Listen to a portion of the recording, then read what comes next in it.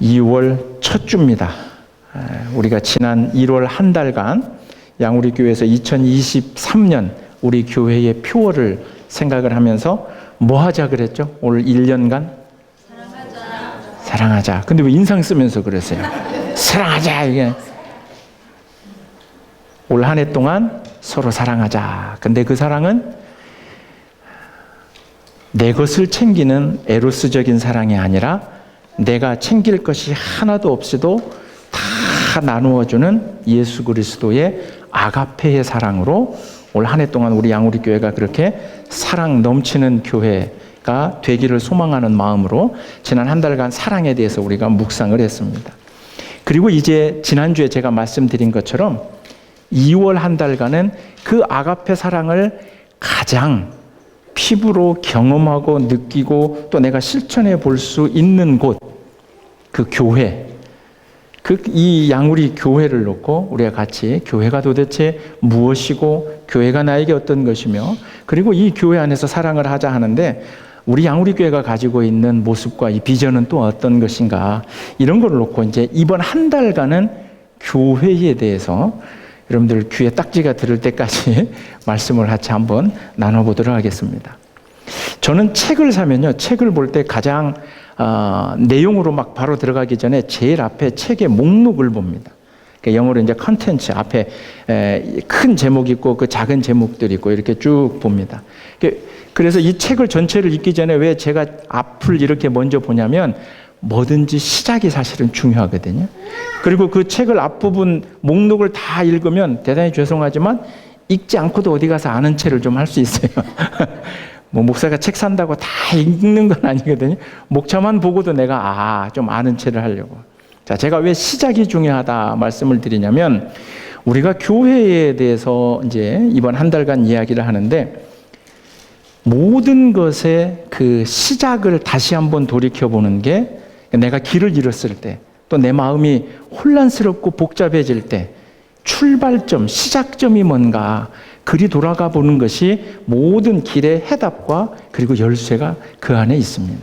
이게 어떤 얘기냐면 인생을 살면서 우리가 어려운 점들이 있잖아요. 신앙생활에 나가면서 흔들릴 때가 있잖아요. 그러면서 또 이제 대단히 죄송하지만 저보다 또 오랜 연륜을 가지고 계신 우리 권사님들도 아휴 인생이 뭔가 이런 생각이 들 때가 있잖아요. 그럴 때 우리가 어디를 봐야 되냐면 창세기를 읽으셔야 됩니다. 그게 어떤 의미냐면 이 세상의 출발이 뭔가를 봐야 돼요. 우리 생명의 출발이 뭔가를 봐야 돼요. 창세기를 읽으면서 말씀을 어떻게 창조했을까 했었을까 그것을 따져볼 것이 아니라 창조하는 그 과정에서 모든 생명의 시작은 뭐냐면 하나님의 말씀으로 기록되어 있는 창세기 1장에 보시면 요걸 만드시고 그 다음에 뭐라 그래요? 보시기에 좋았더라. 요걸 만드시고 그 다음에 또 뭐라 그래요? 보시기에 좋았더라. 그러다가 창세기 1장 28절에 가서는 사람을 만들어 놓고는 뭐라 그러냐면 하나님이 그들에게 복을 주시고 생육하고 번성하라. 그러니까 결국 인생이 뭔가라고 회의가 될 때 삶이 뭔가 내 신앙이 뭔가 그리고 도대체 산다는 게 뭔가 그런 거에 대해서 길을 잃고 혹시 고민이 되실 때 우리는 그렇게 고백을 해야 됩니다. 인간의 생명은 세상의 모든 출발은 하나님이 보시기에 좋았던 겁니다. 그리고 특별히 인간은 하나님이 창조해 놓고 우리에게 하나님이 복을 주시는 거죠. 그것이 우리 삶의 출발이에요. 그러나 세상에서는 뭐라 그러냐면 이 세상의 출발을 뭐라 그래요? 어찌 하다가 빅뱅 이론이라고 하는 그 과학에서 갑자기 스파크가 일어나면서 우연히 생긴 거다라고 이야기를 하죠. 그러나 여러분들 기억하시기를 바랍니다. 여기에 서 있는 이 부족한 종도 앉아 계시는 여러분 모두가 다 하나님께서 보시기에 좋았더라 하시는 줄 믿으시기를 바랍니다. 자신들한테 좀 불만이 많으신가 봐요. 보시기에 좋았더라. 여러분들을 보시면서 하나님이 저는 그렇게 해주신 줄 믿습니다. 그리고 우리에겐 복을 주신 줄 믿습니다. 그러나 안타깝게 인간의 죄악으로 이제 그런 하나님의 복으로부터 우리 스스로가 떨어져 나오게 됐다는 거죠. 자, 제가 왜 이 시작점을 이야기하냐면 교회에 대해서 이야기할 때 교회의 시작이 뭔가를 우리가 분명하게 고백할 수 있어야 돼요. 그래서 교회 때문에 혹시 화나는 일이 있고, 교회 때문에 혹시 시험이 들고, 교회 때문에 내가 눈물이 있고, 교회 때문에 아픔이 있을 때 그 문제를 해결하려고 매달리기보다는 교회의 출발이 뭔가 그리 돌아가 보자는 거죠. 인간이 만드는 모든 모임, 단체, 그룹에는 세 가지 요소가 있어요.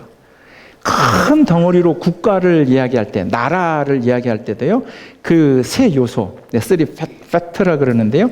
첫 번째, 사람, people이 있어야 돼요. 그리고 두 번째, territory, 그러니까 영토가 있어야 돼요. 그리고 세 번째로는 sovereignty, 즉 주권이 있어야 돼요. 이게 뭐냐면 모든 인간이 만드는 모임, 그룹 또는 뭐 단체, 이거에는 사람이 있어야 되고요, 장소가 있어야 되고요, 그리고 세 번째로는 목적, 주권이라고 하는 목적이 있어야 돼요. 학교를 보세요. 학생과 선생님이 있잖아요. 사람이 먼저 있잖아요. 그리고 건물, 물론 건물이 없을 수도 있어요. 학교가 그냥 들판에서 옛날에 우리 나라 어려울 때 들판에서 가르칠 수도 있어요. 그리고 학교의 목적은 교육이라고 하는 목적이 있죠. 밥 먹기 위해서 학교 가는 거 아니거든요. 목적이 있죠. 병원도 그래요. 의사와 환자라고 하는 사람들이 있잖아요. 그리고 병원의 건물 또는 치료할 수 있는 시설, 장소가 있어야 돼요. 그리고 목적은 뭐냐면 병을 고치고 병을 낫고 하는 그런 목적이 인간이 만드는, 또 우리가 형성해 나가는 모든 그 모임과 그룹과 단체에 이 세 가지 요소가 있습니다. 그러면 교회를 생각해 보자고요. 교회는 뭐냐? 사람, 첫 번째 사람, 성도가 있지요. 그러죠? 그리고 두 번째 장소, 예배 처소가 있어요. 근데 이 장소는 다 달라요. 큰 교회, 작은 교회, 혹 건물이 없을 수도 있어요. 제가 한 2년간 집에서 우리 가족들을 예배 드린 것처럼 가족에서 집에서도 예배를 드릴 수 있어요. 그러면 세 번째, 교회의 목적은 뭐냐? 예배, 하나님을 찬양하는 것, 은혜를 나누는 것, 경배와 찬양이 그 교회의 목적이 될 수 있는 거죠.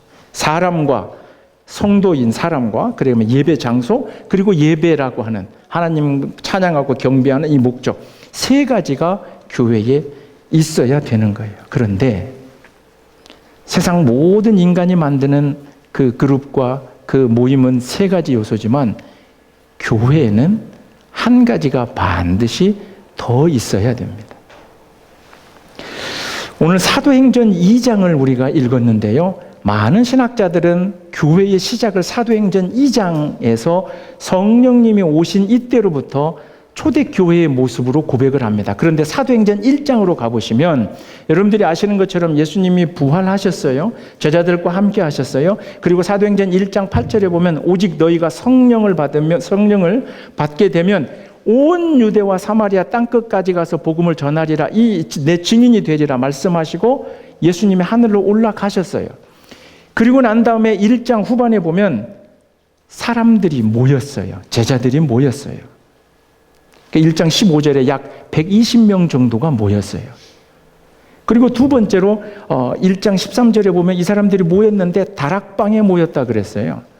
그러니까 한 120명. 이제 우리가 나중에 제가 성역 공부할 때 얘기하겠지만 다락방 이러니까 야, 방에 120명이 어떻게 들어가 이러는데 그 개념은 제가 나중에 말씀드릴게요. 어쨌든 120명이라고 하는 사람들이 모였고요. 제자를 포함해서. 그 다음에 모였던 장소가 다락방이라고 하는 곳에 모였어요.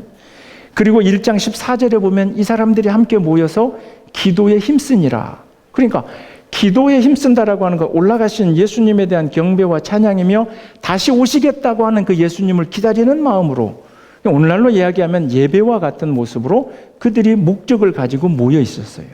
그럼 앞에서 말씀드린 것처럼 사람 120명이 있었어요. 장소, 다락방이라고 하는 곳이 있어요. 그리고 세 번째, 모여서 목적이 있었어요. 기도하는 일이 있었어요. 그러면 왜 1장, 사도행전 1장을 놓고 교회의 시작이라고 안 하고 사도행전 2장으로 놓고 오늘 우리가 함께 읽었던 그렇게 모였던 사람들 가운데 성령님이 오신 그 순간을 놓고 우리가 왜 교회의 시작이라고 이야기하느냐? 여기에서 우리가 세상이 만들어내는, 인간이 만들어내는 모든 모임, 단체, 그게 크게는 국가, 그 어떤 것과도 다른 모습이 우리 교회의 출발점이다라고 하는 거죠. 사람이 장소에서 목적을 가지고 모이는 건 인간이 할 수 있어요. 그렇죠? 그래서 아까 모여서 학교도 만들고 그리고 병원도 가고 그리고 국가라고 하는 것도 만들어요. 대단히 죄송한 얘기지만 함께 모여서 같이 예배드린다고 해도 만약 그곳에 성령님이 함께 하지 않으신다면 대단히 죄송하지만 교회가 아닐 수도 있지 않는가, 그 생각을 해보게 됩니다. 인간이 교회를 만들어낼 것 같죠. 목사가 자기 식구들을 데리고 이게 교회다 선포하고 예배를 드리는 것으로 시작할 수 있죠. 여러분들이 섬겨왔던 교회니까 내가 이 교회에 이렇게 헌신하고 봉사하면서 이 교회는 내가 만들어가 라고 생각이 드는 그 순간 그 교회는 흔들릴 수 있다는 거예요. 내가 다 인간이 세 가지를 다 충족시켰어도 성령님이 이 교회를, 성령님이 함께 하시는, 그때부터 우리는 정말 주님의 몸된 교회라 그렇게 얘기할 수가 있다는 거죠. 고린도전서 12장 4절부터 11절까지를 보시면요. 제가 주보에는 11절을만 기록을 해놨는데 고린도전서 12장 4절부터 12절까지 보면 교회 안에서 각자가 받은 다양한 능력과 직분과 은사에 대해서 쭉 이야기를 합니다. 가르치는 자, 말씀을 배우는 자. 그리고 11절에 뭐라 그러냐면 이 모든 일은, 교회의 직분자들에게 주신 모든 능력과 그 직분, 이 모든 일은 같은 한 성령님이 행하사 그 뜻대로 각 사람에게 나눠 주시느니라 하는 거죠. 인간이 하는 게 아닌 줄 믿습니다. 성령님이 우리를 부르셨다는 거죠. 성령님이 여러분들을 앉혀주신 거고 성령님이 우리에게 각자에게 맞게 교회를 구성하게끔 우리와 함께 하시는 줄로, 그리고 그때야 비로소 우리가 그걸 교회라 말할 수 있다는 것입니다. 교회의 출발이 그겁니다. 그러면 오늘 이렇게 120명의 함께 예수 그리스도의 제자를 포함해서 이 많은 사람들에게 성령님이 함께 하심으로 교회가 시작됐는데, 모였던 그 사람들에게 성령님이 함께 하시면서 일어났던 일이 두 가지가 있어요. 첫 번째가 뭐냐면 4절에 있는 것처럼 그들이 성령을 체험하고 성령님이 오셔서 언어가 다 갈라지기 시작했어요. 어떤 언어냐면 가본 적 없고 배운 적 없는 외국 언어를 말하기 시작해요. 그래서 이걸 또 방언이라고도 이야기를 하는데, 한 번도 배운 적 없고 가본 적 없는 그 지방의 막 언어를 이야기합니다. 그래서 이걸 놓고 우리가 부러워하잖아요. 나도 성령 받고 영어를 좀 더 잘했으면. 배운 적 없고 가본 적 없는데. 근데 우리는 그 언어의 종류, 랭귀지가 얼마나 다양한 나라 말을 했는가, 그거에 관심을 갖지만 더욱 중요한 건 그렇게 각자 다른 언어로 이 제자들이 성령을 받고 무슨 얘기를 했는가가 더 중요한 거예요. 성경을 가지고 계신 분들은 2장 11절 후반에 보면 이 제자들이 성령을 받고 각자 가본 적 없고 배운 바 없는 랭귀지로 그 언어로 말을 하는데, 그 언어는 전부 다 11절 후반에 하나님의 큰 일을 말하더라라고 하는 거죠. 하나님의 큰 일을. 다양한 언어를 했다는 게 중요한 게 아니에요. 그러니 성령을 받고 체험을 받으면 내가 막 방언이 터진다, 그게 중요한 게 아니에요. 그 안에 담겨있는 언어, 메시지의 내용이 뭐냐, 모두가 다 다른 언어지만 한 가지를 이야기한다는 거죠. 하나님의 큰 일을 말하더라. 하나님의 큰 일이 뭐겠어요? 우리 한 달간 살펴봤던 사랑이에요. 하나님의 큰 일이 뭐겠어요? 요한복음 3장 16절에 하나님이 세상을 이처럼 사랑하사 독생자를 주셨고 그가 고난당하시고 부활. 하나님의 큰 일은 하나님이 우리를 사랑하십니다. 그 사랑의 언어가 이들에게 넘쳐나기 시작했다는 거예요. 근데 우리는 간혹 관심을 몇 개 나라 말로, 몇 개 지방 말로, 그게 아니에요. 그래서 성령님을, 함께 모여있던 그들에게 성령님이 오셔서 교회가 시작이 되면 교회의 언어는 사랑의 언어가 되는 거죠. 교회의 언어는 누군가를 아프게 하고 힘들게 하고 어렵게 하는 언어가 아니에요. 더 이상 그 언어가 사용이 되어질 수 없어요. 다툼을 만들어내고 시기 질투를 만들어내는 언어가 아직도 교회 안에서 내 입에서 나오고 있다면 대단히 죄송하지만 성령님께 붙잡힌 바 되지 않은 것 같아요. 함께 모여서 우리가 예배를 드리지만 우리가 나누게 되는, 그리고 성령님이 이 교회를 주관하신다면, 그리고 그 성령님께 우리가 순종한다면 내 입술의 언어부터가 달라져야 되는 거죠. 근데 그걸 내 의지가 되는 것이 아니라 성령님이 해주시는데, 그러면 뭡니까? 여러분들의 언어를 한번 돌이켜 보시기를 바랍니다. 교회는 그렇게 그 교회 안에서는 사랑의 언어, 하나님의 큰 일을 이야기하는 게 넘쳐나게 되는 거죠. 그리고 또 한 가지, 두 번째는 성령님이 오시고 이들이 어떤 변화가 일어나냐면 2장 후반절에 가면 우리가 늘 초대교회를 이야기하면서 2장 43절부터 47절까지 네 것 내 것 없이 다 나눠 쓰고 그런 이야기들을 기록되어 있는 가운데 마지막 47절에 보면 이렇게 되어 있어요. 그들이 함께 모이기를 기뻐하고 예배드리고 함께 떡을 떼고 네 것 내 것 없이 다 나누고 나니 47절 후반에 하나님을 찬미하며 온 백성에게 칭송을 받더라 하는 거죠. 두 가지입니다. 함께 모여서 그 교회가 하나님을 찬미하고, 즉 교회가 모여서 예배를 드립니다. 그러나 동시에 온 백성에게 칭송을 받더라는 거죠. 두 가지여야 됩니다. 하나님 앞에 예배 드리는 일과 이 세상으로부터 우리가 칭찬을 받는 일. 오늘 21세기에 하나님을 찬양하고 드리는 교회의 숫자와 예배가 넘쳐납니다. 모든 교회는 함께 모여서 예배합니다.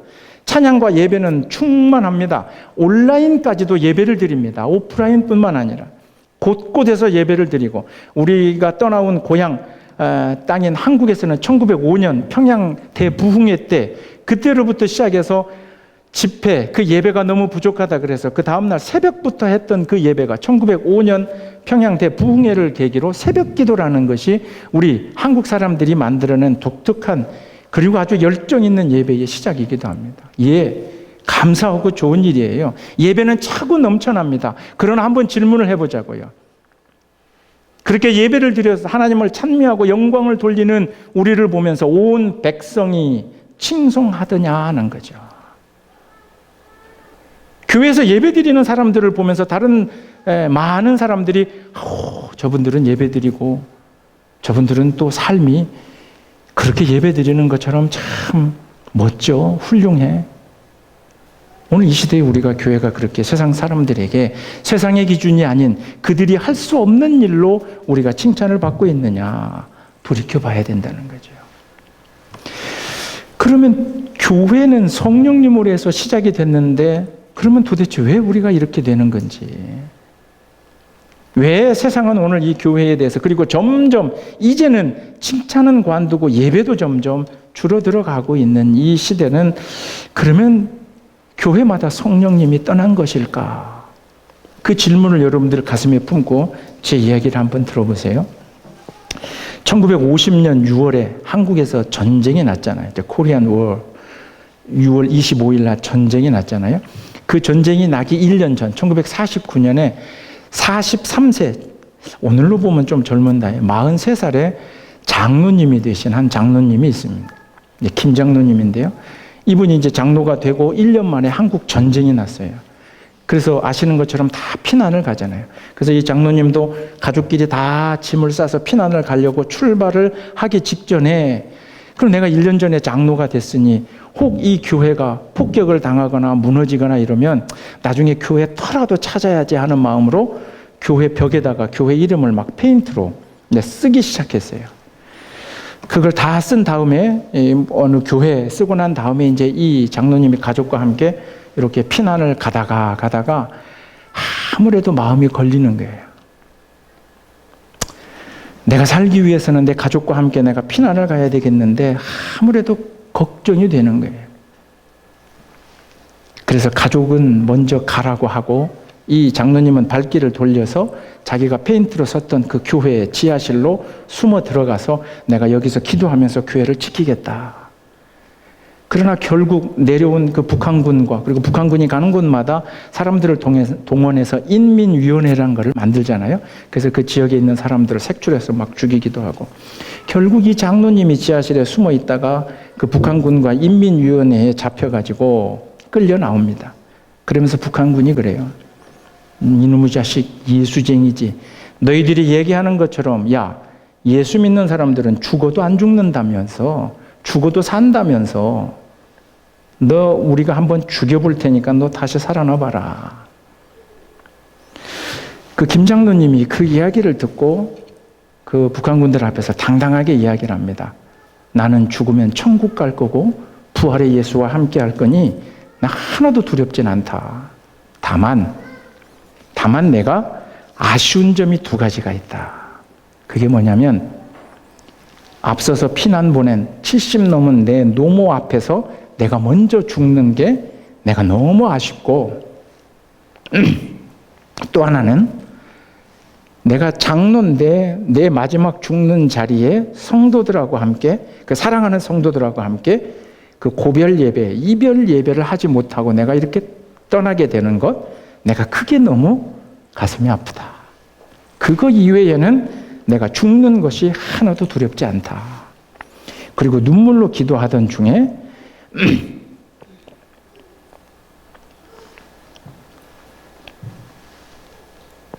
결국은 그 곡괭이와 삽에 찔려서 순교를 하십니다. 44살의 장로님이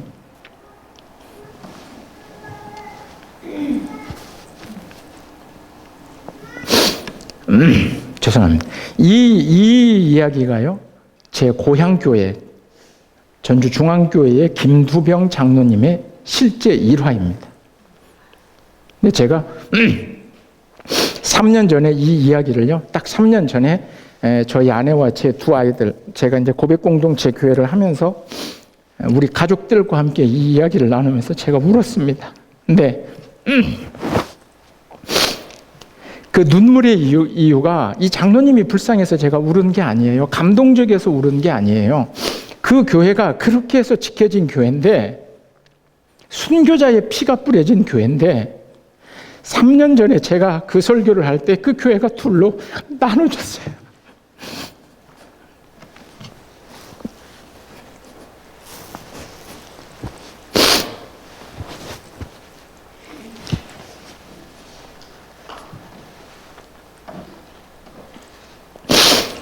죄송합니다. 교회가 둘로 나눠지기 직전에 제가 미국에 있고 아무것도 할 수 없지만, 그렇다고 제가 그 교회의 속사정을 지금 이야기하지는 않을 거고요. 분명히 잘한 쪽 잘못한 쪽이 있죠. 그러나 잘못한 쪽도 잘한 쪽도 제가 칭찬하거나 비난하고 싶지 않아요. 그래서 제가 그 당시에도 교단에게도 이 교회가 이렇게 무너져서는 안 된다. 이렇게 어떻게 이 교회가 지켜진 교회인데 도대체 나를 가르쳤던 그 선생님들이 장로님들이 되어 계셔서 이렇게 하셔서는 안 된다. 그 마음 때문에 제가 우리 아이들을 놓고 이 설교를 하면서, 이 이야기를 하면서 울었던 적이 있습니다. 그러면서 그때부터 제가 생각을 하는 거죠.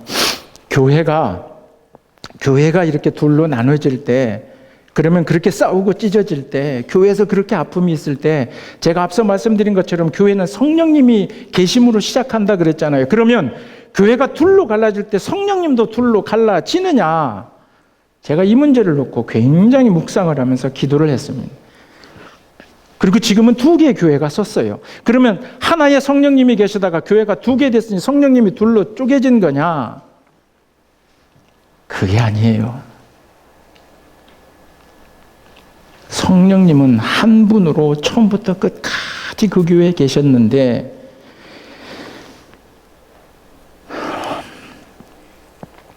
성령님께 순종하지 못하는, 그래서 성령님은 그 자리에 그대로 그 교회에 계시는데, 그 교회에서 신앙생활을 하던 인간의 욕심들이, 인간의 그 죄들이, 인간의 마음들이 성령님의 그 가르침과 성령님의 주권으로부터 등 돌리고 자신의 욕심을 세우고 자신의 주장을 세우고 자신의 마음을 세워서 결국은 그 교회가 나눠지게 되는 거예요. 성령님은 계속 지금도 한 분이시고 그 자리에 그대로 계시지만, 그 성령님으로부터 등 돌리는 인간이 교회를 갈라놓고 찢어진 교회를 한 마음으로 성령님은 지금도 그 교회를 부둥고 계신다. 저는 그렇게 생각을 합니다. 마태복음 1장 23절에 아이가 태어나 예수가 태어날 건데 그 예수의 이름을 임마누엘이라 하라. 뭡니까?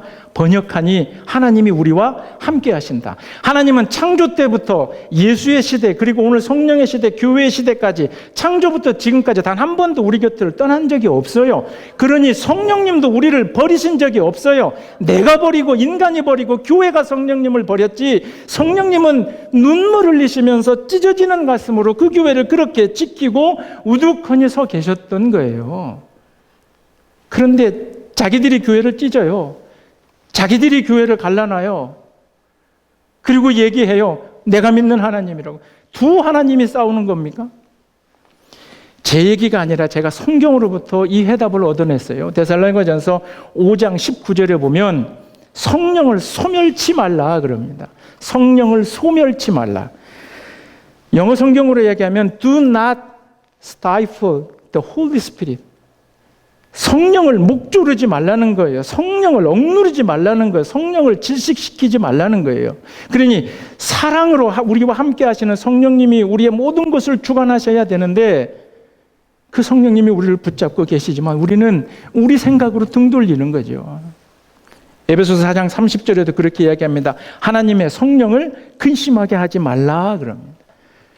성령이 떠난 게 아니에요. 성령님이 계시지 않는 교회라고 하는 문장은 형성이 될 수가 없어요. 모든 교회, 성도가 모여서 예배를 드리는 곳은 교회입니다. 그리고 그 자리에는 성령님이 반드시 함께 하십니다. 다만 성령님이 떠난 게 아니라 성령님을 거스르는 교회는 있어요.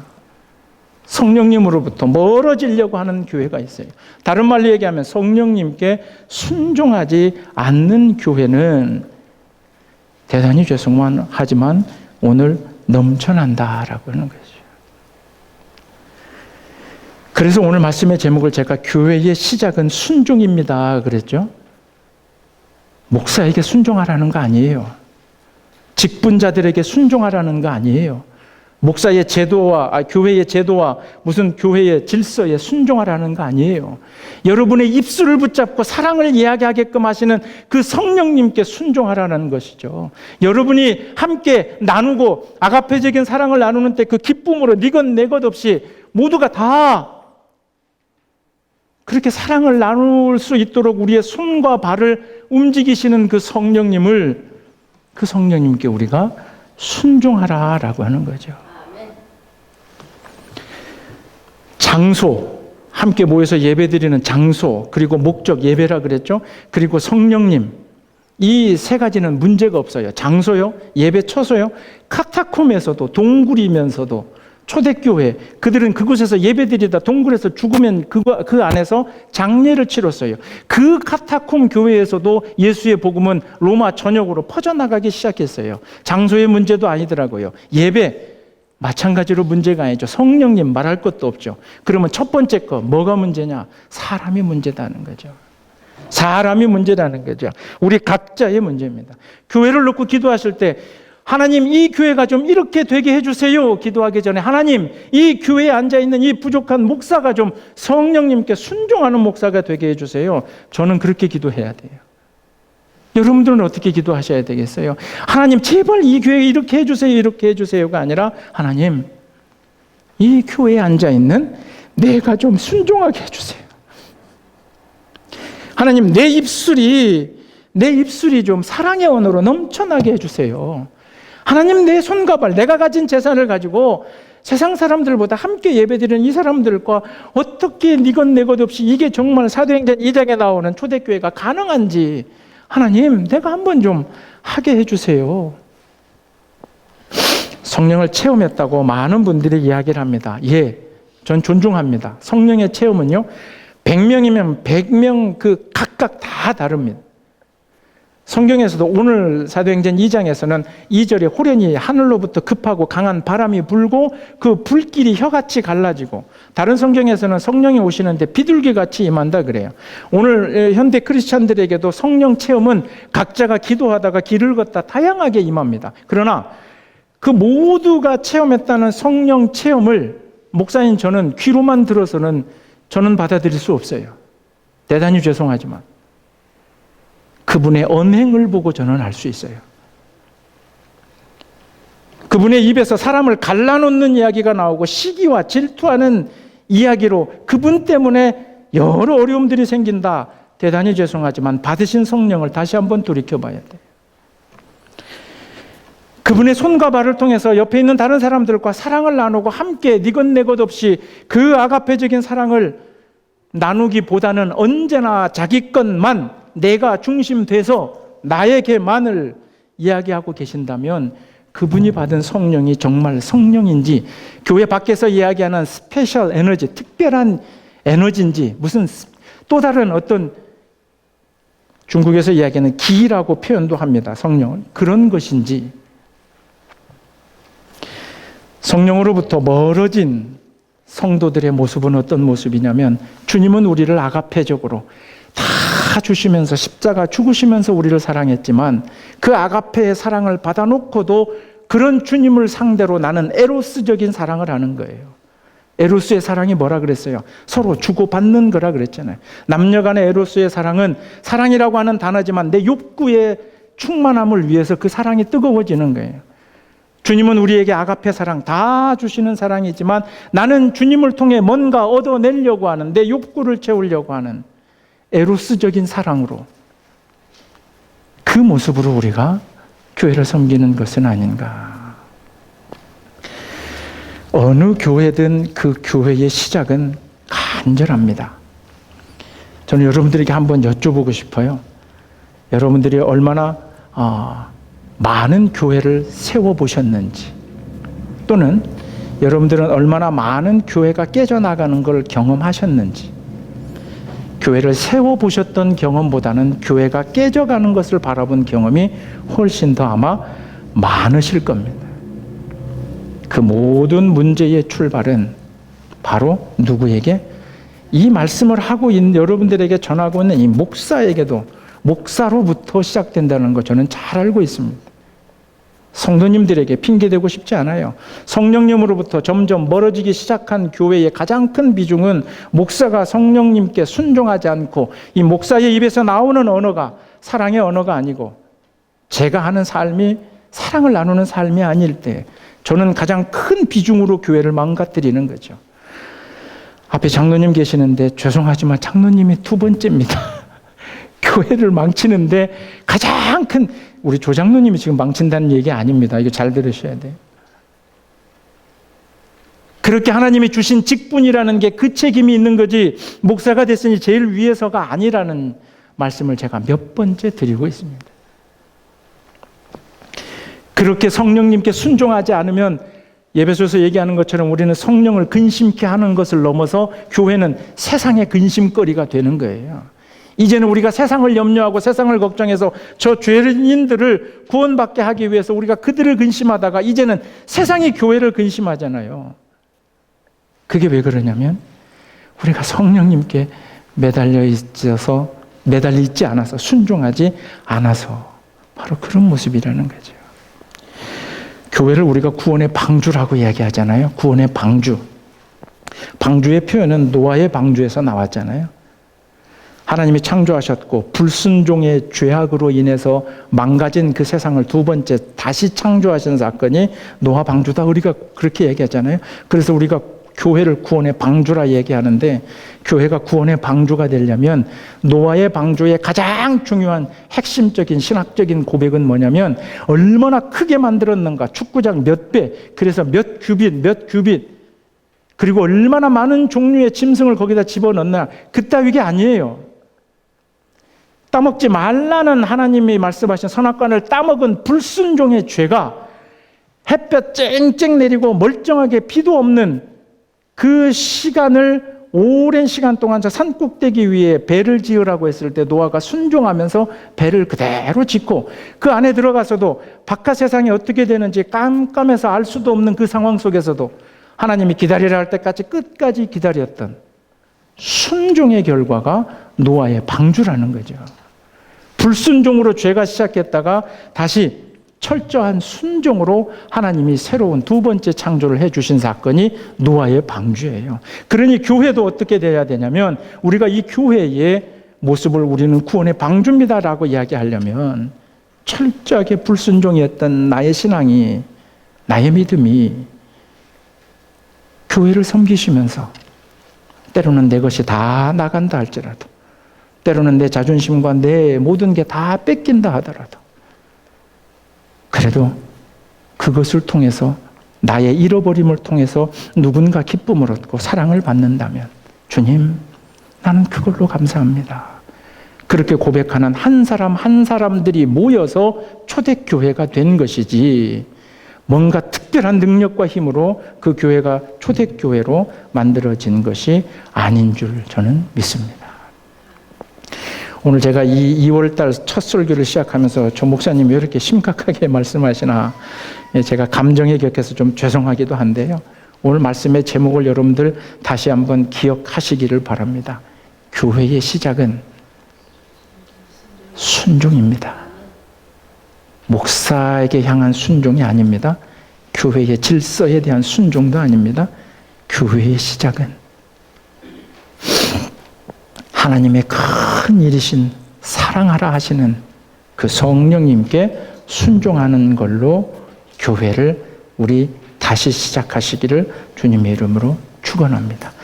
양우리교회 16년 전에 시작되었을 때 순종으로 시작한 줄로 믿습니다. 그리고 지금까지도 그 순종하는 걸로 지켜오신 줄 믿습니다. 이제 이 부족한 종과 함께 때로는 불순종의 모습이 제게 많이 보일 겁니다. 저도 알고 있습니다. 그러나 이 부족한 종과 함께 다시 한번 우리를 붙잡아 주시는, 그리고 우리와 함께 하시는 그 성령님의 그 말씀과 능력 앞에 순종하시면서 이 교회가, 양우리 교회가 세상 다른 어떤 교회가 하지 못하는 그렇게 큰 교회가 되자는 것이 아니라 세상 어느 곳에서도 맛볼 수 없는 진실된 아가페의 사랑을 나도 해보고 나도 겪어보고 함께 나눌 수 있는 그런 양우리 교회 새롭게 시작되어질 줄로 믿습니다. 아멘. 그렇게 함께 저와 걸어가 주실 줄로 믿습니다. 아멘. 기도하겠습니다. 하나님 감사합니다. 모든 교회의 시작은 성령님께 무릎 꿇는 순종임을 깨닫게 하여 주시옵소서. 내가 사라지고 성령님이 주관하시는 그 앞에 내 모든 것을 내려놓는 순종하는 성도들로 채워지는 이 양우리 교회가 되게 하여 주시옵기를 간절히 바라옵고 원하오며, 이 모든 말씀 우리 주 예수 그리스도를 받들어 감사하며 기도드리옵나이다. 아멘.